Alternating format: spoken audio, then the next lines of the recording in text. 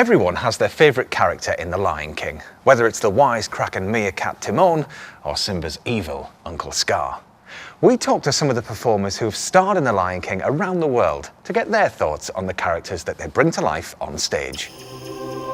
He is a diverse character. That's what Simba is. He's just a restless wanderer. He's just wandering around, jumping around, trying to find a better place because he's traveling through the jungle with Timon and Pumbaa. So he's putting on this front of, I'm energetic, I'm young, I'm just gonna have fun with you guys. But at the same time, he's got a lot of emotional baggage. It's not until Simba's able to open himself to what his father taught him all those years ago that he's able to complete his journey into manhood and into becoming the king he's meant to be. When Nala shows up in the picture, that's when he has to really face the fact that, things happened in his past that he really, really needs to confront.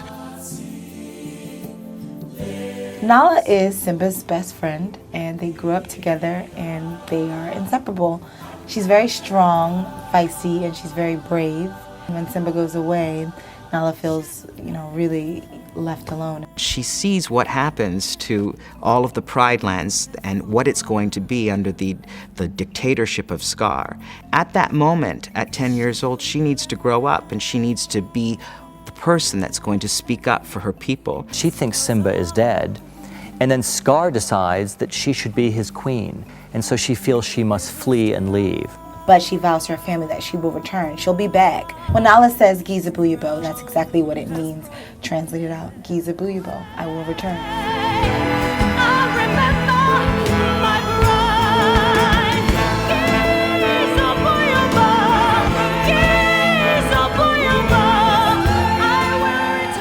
Nala is a strong woman. She's the one who comes in with the power and the strength and the heart and conviction to take care of her people. Mufasa is Simba's father, and he is the king of the Pride Lands. He cares about his subjects, the other animals in the Pride Lands, and he cares about his family as well. Mufasa is very important to me because of what he represents. He's a good leader who is cut down in his prime, and that's something we're all afraid of, that we'll have good leaders who won't be there to guide us. He is a nurturer, a caring man, he is a teacher, and he is the essence of a king. In the scene Under the Stars, Mufasa talks to Simba about, the fact that he won't be around all the time. But the ancestors are all there watching over Simba and helping him if he's ever in trouble. So in that sense, there is a spirituality to Mufasa. Well, Scar is the brother of the present king. He feels that he's been passed over. He feels that he deserves to be on the throne. But now there's a new child born into the Pride Lands, and Scar has a rival for that throne, and that does not make him happy. It builds such resentment in how he feels towards his brother that he becomes the opposite of what his brother is. He takes all of this energy and uses it in bad ways. Scar actually thinks that he should have been the first king instead of Mufasa way back when. But if something happened to Mufasa, Scar assumes that he would be the next king. He begins a series of dastardly events that end up getting him into a lot of trouble in the end. The first character that we meet in the show is Rafiki. And the first sound you hear is this cry across the savannah announcing that the king is born. When I compare the characters between the film and the stage show, Rafiki is the one who emerges most because we get so much more time with Rafiki. There was always this problem, really, because the first song in The Lion King is The Circle of Life, and in the movie, it's a female voice. So this made sense because now we had Rafiki being the person who would sing that. She really became an important person in expanding and bringing something major to this piece that's not in the animated cartoon. He's a very funny character, but he does not have the spirituality that the Rafiki now has. She is, in South African terms, what's called a sangoma.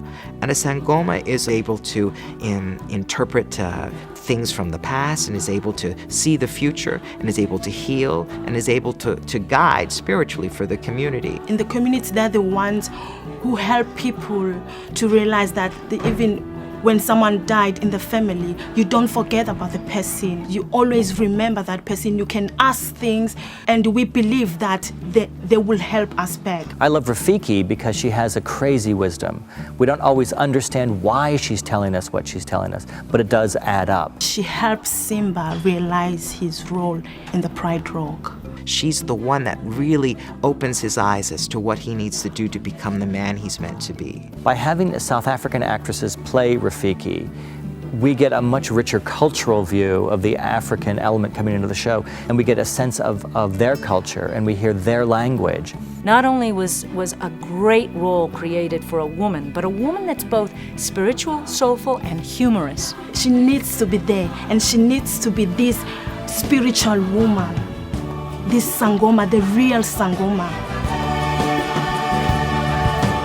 Zazu is the King Mufasa's major domo. He's the assistant to the king.